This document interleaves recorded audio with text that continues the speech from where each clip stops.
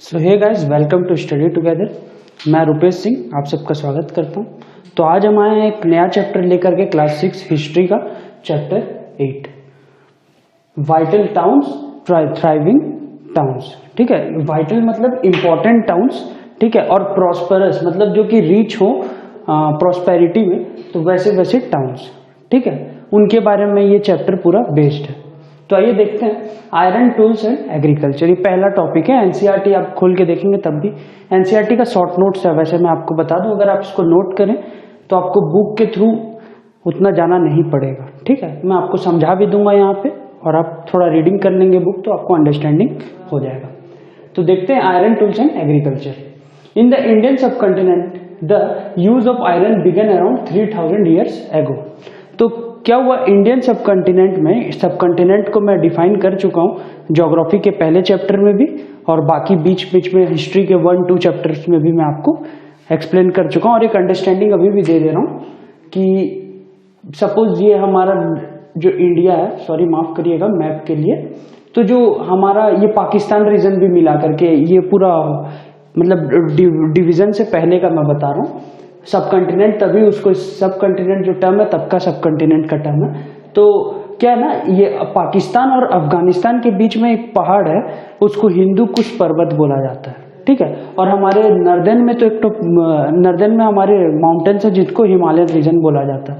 तो उनसे लेकर के, और नॉर्थ ईस्ट में भी कुछ पहाड़ है, उनसे लेकर के मिला करके टोटल जो रीजन जो अंदर में, वो पहाड़ के जो घेरा के अंदर में जो रीजन है उसको हम बोलते हैं सब कॉन्टिनेंट, ठीक है। तो वही बता रहा है पॉइंट कि इंडियन सब कॉन्टिनेंट, वो इंडियन सब कॉन्टिनेंट में जो आयरन का यूज है, जो यूज ऑफ आयरन है, वो चालू हो गया था 3000 ईयर्स एगो, ठीक है, 3000 साल पहले। There was valid evidence from 2500 years ago shows that the use of iron tools like iron plugshare, axes, etc. तो 3000 ईयर्स तो हो गया कंफर्म, इतना पता चल गया हमको, लेकिन हमारे पास अभी भी वैलिड एविडेंस है। मतलब वो एविडेंस क्या है, वो पूरा प्रूफ के साथ एविडेंस है हमारे पास कि 2500 ईयर्स एगो तक का, अभी से 2500 ईयर्स एगो पहले जो था आयरन यूज होता था, आयरन का टूल सारे यूज होते थे, ठीक है। वो भी कैसे, आयरन प्लग शेयर मैं बता चुका हूँ, खेती में यूज होता है। एक्स टंगाड़ी भी क्या बोलते हैं हिंदी में उसको, सॉरी पता नहीं मेरे को उतना अच्छा से, तो एक्स का भी यूज होता था। तो और भी बहुत कुछ थे, ठीक है। Other steps to increase production, दूसरे स्टेप्स क्या क्या यूज किए गए अपना प्रोडक्शन को बढ़ाने के लिए, ठीक है। तो Kings and kingdoms depends on village for their food. तो क्या होता था, किंग्स और किंगडम्स ना, जो राजा होते थे या फिर उनका जो एरिया जहां पे रूल करते थे किंगडम, उनका वो सब डिपेंड, उनके अंदर के सारे पीपल्स डिपेंड रहते थे विलेज के पीपल्स पर, ठीक है, विलेज के पीपल्स पर डिपेंड रहते थे, जिसके कारण कि उनको विलेज को ना थोड़ा इंसेंटिव देते थे। वो इंसेंटिव मतलब कि इस पॉइंट में ऐड नहीं है, ना कि बुक में है, मैं आपको आगे बढ़ेंगे तो आपको मिलेगा ये चीज, तो आपको बता दे रहा हूँ यहीं से कि इंसेंटिव के फॉर्म में मतलब वो कुछ उनको पैसा से हेल्प करते थे या फिर उनको प्रोडक्शन इंक्रीज करने के लिए कुछ हेल्प करते थे।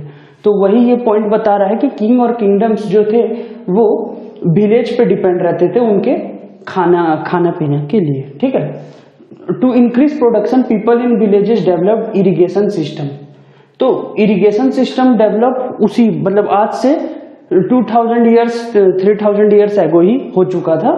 तो वो क्यों डेवलप किए थे इरिगेशन सिस्टम, इसलिए क्योंकि उनका जो प्रोडक्शन है वो इंक्रीज हो जाए, ठीक है, वो प्रोडक्शन उनका मल्टीप्लाई हो जाए। तो चलिए आगे बढ़ते हैं और दूसरा टॉपिक देखते हैं। आइए आगे देखते हैं, हु लिव्ड इन विलेजेस। मतलब विलेज में उस वक्त कौन रहते थे, जिस विलेज में खाना पीना, मतलब वहां से किंग्स और किंगडम्स का बताया था, जहां से खाना सप्लाई होता था, उस विलेज में कौन रहते हैं। There were 3 kinds of people lives in southern India. ये सदर्न इंडिया का बात कर रहा है, और पर्टिकुलरली तमिल का, क्योंकि उस वक्त ना, अगर आपको मैं बताऊं 3000-4000 years ago, sorry 3000-2000 years ago, ये सबसे प्रोमिनेंट कंट्री एक था तमिल, साउथ में एक कंट्री था तमिल जहां पे चोलाज रूल करता। चोलाज तो रूल करना 7th-8th सेंचुरी में चालू किए, लेकिन उससे पहले का ही मैं बता दूं तो वो कंट्री हुआ करता था तमिल, ठीक है। इसी के लिए पर्टिकुलरली तमिल को लिए हैं वो। तमिल एरिया का जितना विलेज थे उन सबको लैंड ओनर्स कॉल्ड एज वेलुलर। तो जो वहां पे लैंड ओनर्स होते थे तमिल में उनको वेलुला बोलते थे वो लोगों, ठीक है। क्या बोलते थे? वेलुला। याद रखिएगा, टर्म इंपॉर्टेंट है। Ordinary people called as uzhavar. तो जो नॉर्मल पीपल्स जो वहां गांव में रहते थे उनको बोलते थे उजावर, ठीक है। और जो लेबर स्लेव्स जो रहते थे, लेबर या फिर स्लेव, सॉरी और नहीं लिखा हूं यहाँ पे, और स्लेव्स कॉल्ड एज कदैसियर और अदीमई। मतलब लेबर और स्लेव्स को तमिल में बोलते थे कदैसियर और अदीमई। याद रखिएगा, लैंड ओनर्स को वेलुलर और नॉर्मल पीपल को, ऑर्डिनरी मतलब नॉर्मल जो हमारे जैसे हैं, नॉर्मल पीपल को उजावर, और लेबर स्लेव जो होते थे उनको कदैसियर और अदीमई बोलते थे, ठीक है। ये याद रखिएगा। और भी एक चीज, जो लैंड ओनर्स होते थे जितने भी गांव के, खाली इसका नहीं बता रहा मैं, ब्रिटिश के दौरान भी जो लैंड ओनर्स रहते थे, जो हमारे अगर मेडिएवल इंडिया से और ये क्या बोलते हैं मॉडर्न इंडिया का बात करूं, वो बहुत ही पावरफुल होते थे। वो बहुत ही पावरफुल होते थे। उनके पास किंग से लेकर के नॉर्मल पीपल्स तक का कनेक्शन रहता था। वो किंग को हेल्प भी करते थे बहुत सारे मैटर में, और कोई कोई किसी का मुंडी फिर गया, मतलब किंग को हेल्प करते करते उनका दिमाग में कुछ आ गया कि मैं अपने साथ में रहने वाले आदमी के साथ ऐसा कर रहा हूँ, बहुत सारा हुआ भी ऐसे, तो वो किंग के खिलाफ भी हो जाते थे, ठीक है। किंग यहाँ पे ब्रिटिश को भी डिपिक्ट कर रहा है और खुद एक नॉर्मल किंग को भी, जो किंगडम पे रूल करता है, ठीक है। सेकंड पॉइंट देखते हैं। In northern India headman of village called as grama bhojaka, sorry. Northern India में जो हेडमैन होते थे गांव के, या फिर आप बोल लीजिए लैंड ओनर्स, उनको ये हेडमैन मतलब जो लीड करते थे गांव को, वो होते थे ज्यादातर बड़े लैंड ओनर्स ही होते थे, लार्ज लैंड ओनर ही होते थे हेडमैन, और उनको बोला जाता था ग्रामा भोजक, ठीक है। यहाँ पे वेलुलर बोला जाता था, यहाँ पे ग्रामा भोजका, ठीक है। ये ए हिंदी में भले यूज ना हो लेकिन इंग्लिश में रहता है साथ में, ठीक है। आप प्रोनाउंस करना चाहे तो उसके बिना करिए, करना है तो उसके साथ भी करिए, आपके ऊपर, ठीक है। तो जो पोस्ट था ग्रामा भोजका का, वो हेरिडिटरी था, मतलब वो खानदानी था। आज अगर किसी सपोज एक्स आदमी है, वो ग्रामा भोज का है, ठीक है, ग्रामा भोज है वो गांव का, और वो सपोज मर गया तो उसके जगह आ जाएगा उसका बेटा वाई। फिर ये ग्रामा भोज का बन गया, अब ये हट जाएगा तो ये मर जाएगा, सॉरी ये मर जाएगा तो फिर कुछ रीजन से हट भी गया तो उसके जगह उसका बेटा आ जाएगा जेड। तो ऐसे ही चलते रहेगा, ये हेरिडिटरी था, समझ रहे ना। कभी बाबा तो कभी पापा, तो फिर कभी बेटा, तो कभी खुद, ऐसे ही करके वो लोग रूल करते थे गांव विलेजेस पे, ठीक है। Grama bhoja helps king to collect taxes from village people. जैसे मैं बताया लैंड ओनर्स का बहुत ही बड़ा रोल रहता है। ग्रामा भोज ये भी बड़े लैंड ओनर्स होते थे गांव के, ठीक है। तो ये भी क्या करते थे, टैक्स कलेक्ट करते थे। किसके लिए टैक्स कलेक्ट करते थे? किसके लिए? किंग के लिए। किससे? पीपल का, मतलब विलेज पीपल से, ठीक है, गांव में रहने वाले आदमियों से।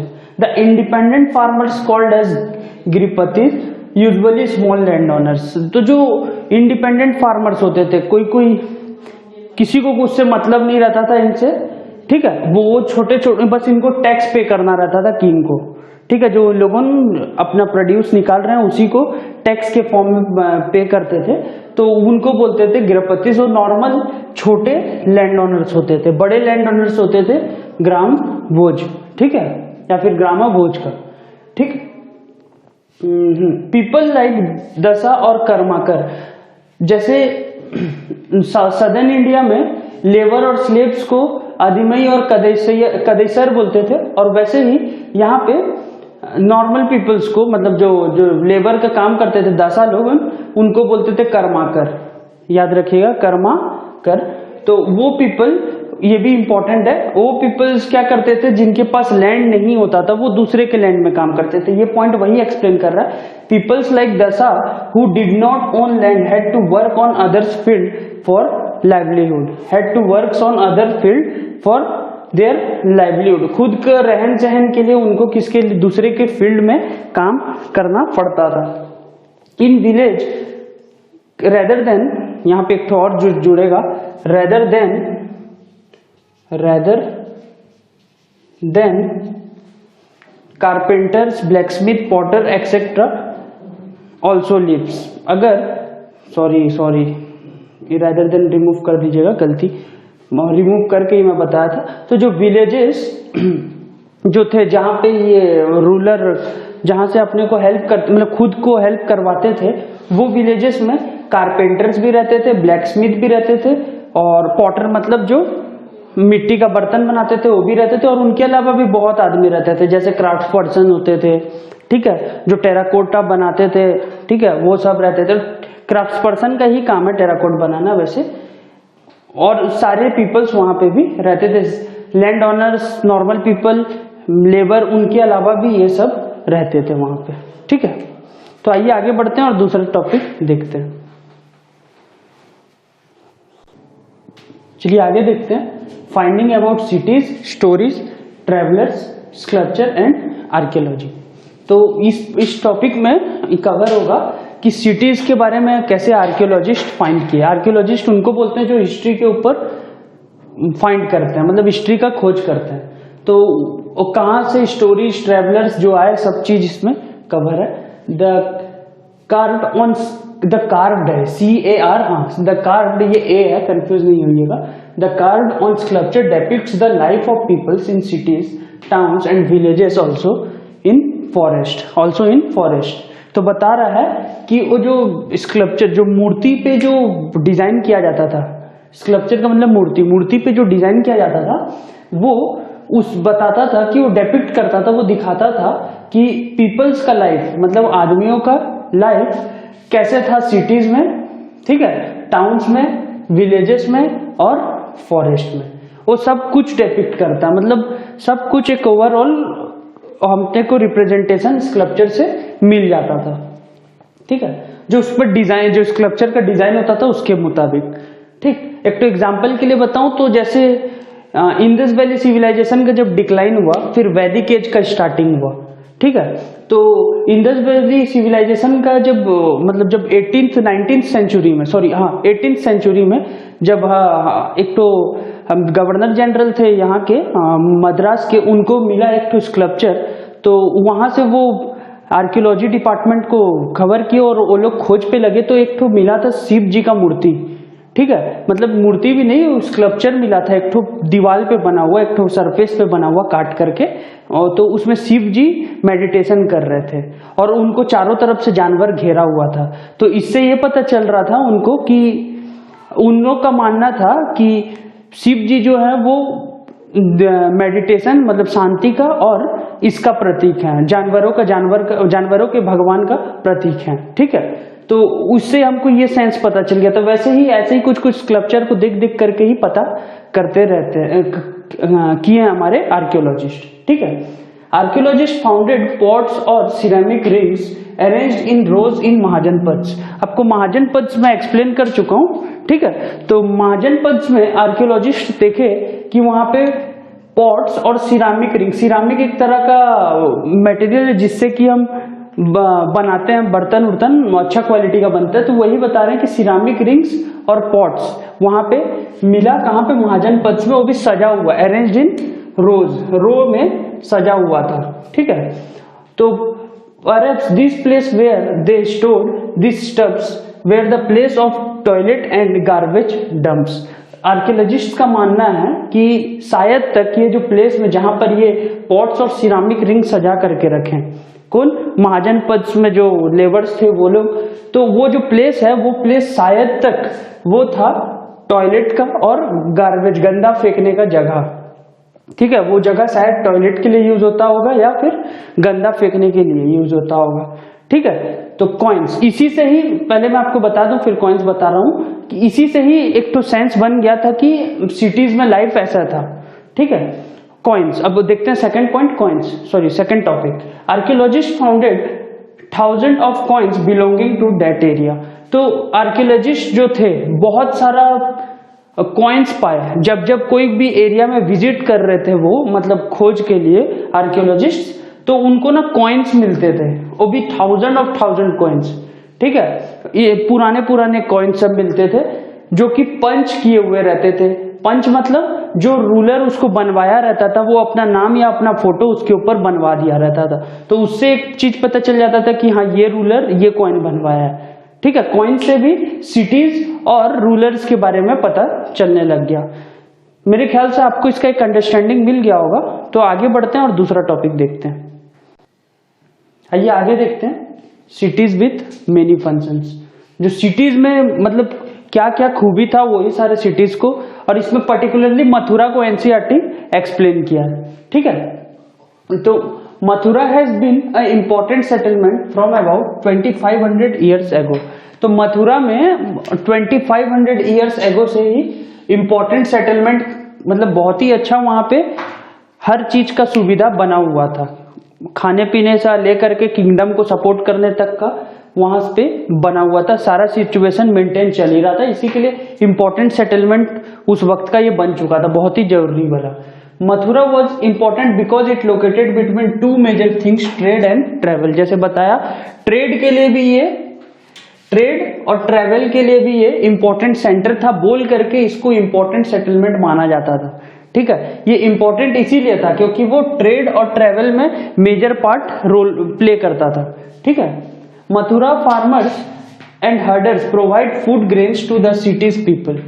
जैसे बताया, ये मथुरा के जो फार्मर्स थे वो क्या करते थे, सिटीज के पीपल को, शहर के पीपल को, उनको देते थे फूड ग्रेन्स, वीट, बार्ली, ये सब उनको वो सप्लाई करते थे शहर में खाने के लिए।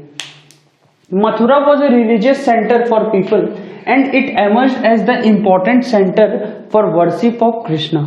जैसे हम सब जानते हैं कृष्ण जी का जो जन्म हुआ था वो मथुरा में ही हुआ था, तो वही चीज ये चीज पॉइंट एक्सप्लेन कर रहा है कि वो एक रिलीजियस सेंटर के तौर पे एमर्ज हुआ, मतलब एक रिलीजियस सेंटर के तौर पे उभरा, और वहां पे कृष्ण का पूजा होने लगा। ठीक है, वो रिलीजियस सेंटर बन गया था। Mathura was the second capital of cushions. तो कुशन्स एक डायनेस्टी था जो कि जब हमारा मौर्यन डायनेस्टी का जब डिक्लाइन हुआ तो उसके बाद ये डायनेस्टी हुआ। ठीक है, मतलब अगर मैं बताऊं जीसस क्राइस्ट का जन्म के बाद, मतलब सीई का स्टार्टिंग जब हुआ तभी ये डायनेस्टी आया एग्जिस्टेंस में। ठीक है, तो उनका कैपिटल था मथुरा। उसके अलावा भी उनका कैपिटल पेशावर जो आज के दिन पाकिस्तान में है, तकसीला जो आज के दिन ईरान में है, ये सारा तकसीला, पेशावर, मथुरा, ये उनका कैपिटल रह चुका है कुशन्स का। ठीक है, तो statue, stones and slabs where also founded in Mathura.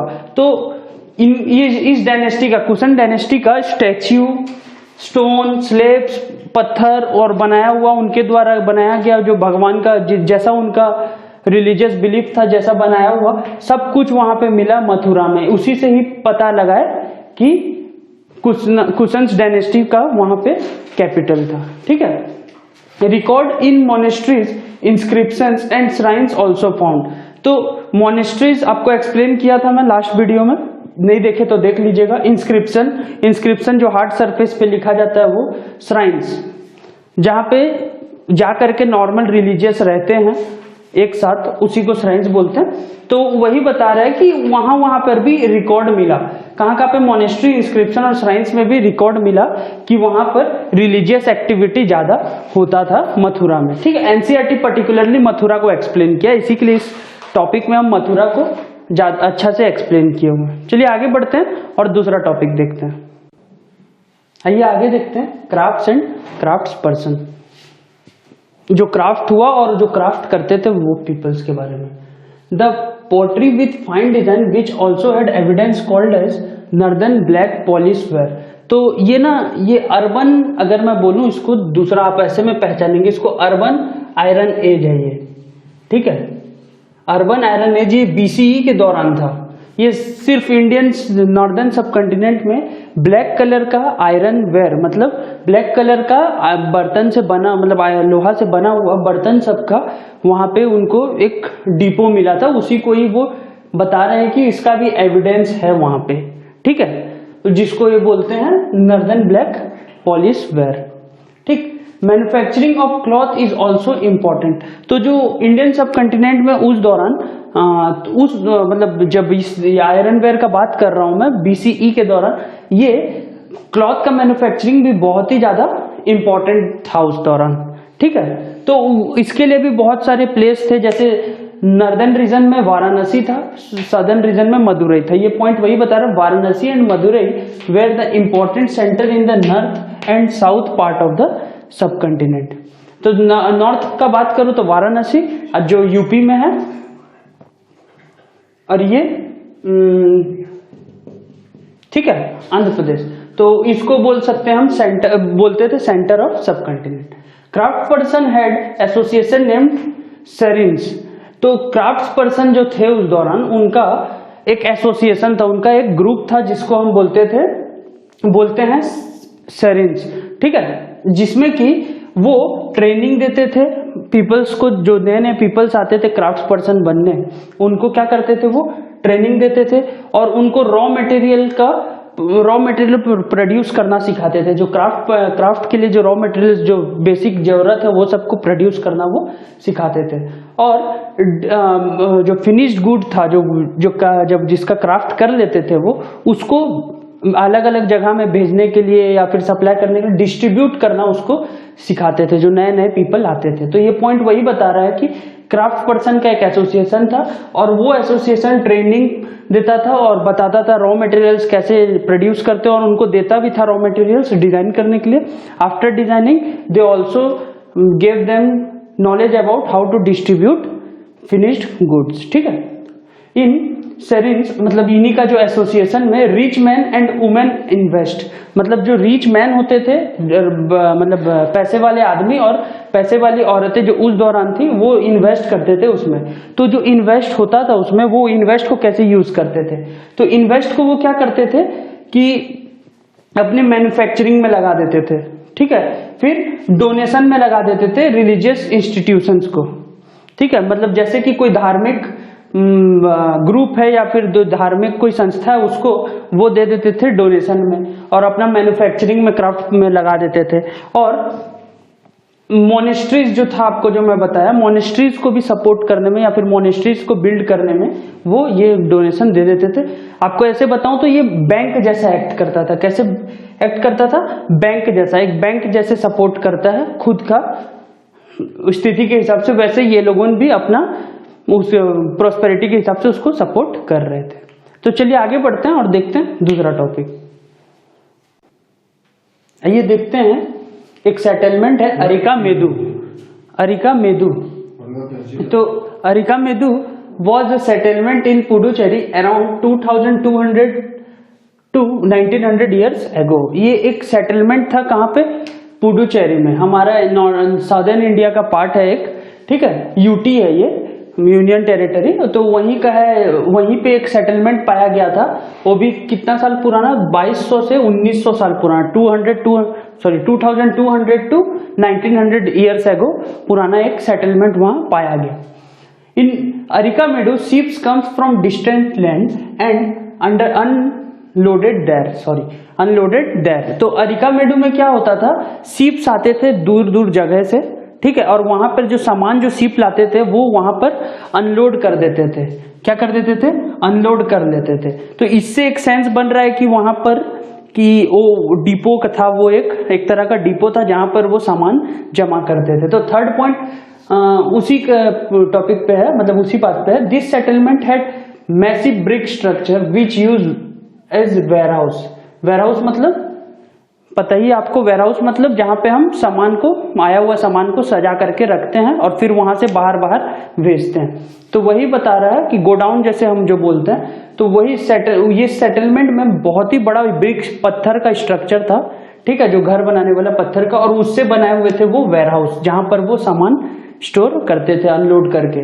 Archaeologist founded a poetry from Mediterranean reason. तो मटका जो आता था, मटका खाली नहीं, और जो मिट्टी का बना हुआ जितना कुछ था वो मेडिटेरियन रीजन में भी डिट्टो वैसा ही पाया गया था, ठीक है। अगर वर्ल्ड सिविलाइजेशन मतलब दुनिया का सिविलाइजेशन के बारे में बात करें तो जो अरिकामेडू में जो हमको मिला मतलब मिट्टी का बर्तन, वैसे ही मेडिटेरियन रीजन में भी डिट्टो सेम टू सेम देखने के लिए मिला था, जो कि वहीं से एक सेंस मिला कि अरिकामेडू का कुछ कनेक्शन था मेडिटेरियन रीजन से भी।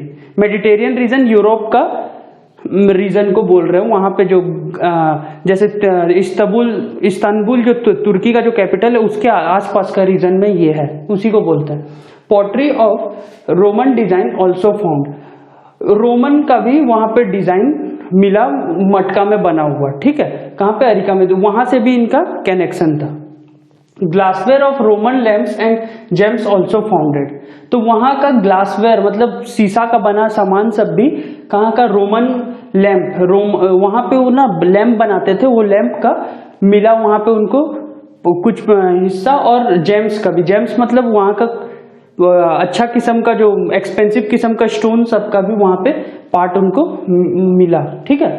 Small tanks founded in which they probably use to colour cloth, तो आर्कियोलॉजिस्ट जब वहां और फाइंड किया कहाँ पे, अरिकामेडू में, तो उनको ना छोटे छोटे टंकी भी मिले, तो वो बोले कि शायद आर्कियोलॉजिस्ट बताए कि शायद वो टैंक्स यूज करते होंगे टू कलर द क्लॉथ, कपड़ा को रंगने के लिए। जैसे कि आपको बताया सब कंटिनेंट में उस दौरान कपड़ा का मैन्युफैक्चरिंग भी बहुत ही ज्यादा हो रहा था, और कौन दो सेंटर थे, वाराणसी नॉर्थ में और मदुरई साउथ में, ठीक है। Plenty of evidence were over there of making beads, beads use होते हैं बनाने के लिए ज्वेलरी, ठीक है, ज्वेलरी हुए, फर्नीचर हुए, ये सब बनाने के लिए बीड्स यूज होते थे उस दौरान, खासकर एक्सपेंसिव चीजों में ज्यादा यूज होता था। तो वही बता रहा है पॉइंट कि बहुत ही सारा एविडेंस हमको मिला, बहुत ही सारा प्रूफ हमको मिला कि वहां पर बीड्स भी बनाया जाता था, ठीक है, वहां पे फिर बीड्स बना करके दूसरे दूसरे जगह में सप्लाई करते थे दूसरे दूसरे चीज बनाने के लिए, ठीक है। तो आपका चैप्टर 8 यहीं पे खत्म होता है इसी टॉपिक के साथ। तो हम दूसरा चैप्टर बहुत जल्द लेकर के भी आएंगे, तब तक के लिए चैनल को सब्सक्राइब करें, वीडियो को शेयर करें और लाइक करें। Thank you.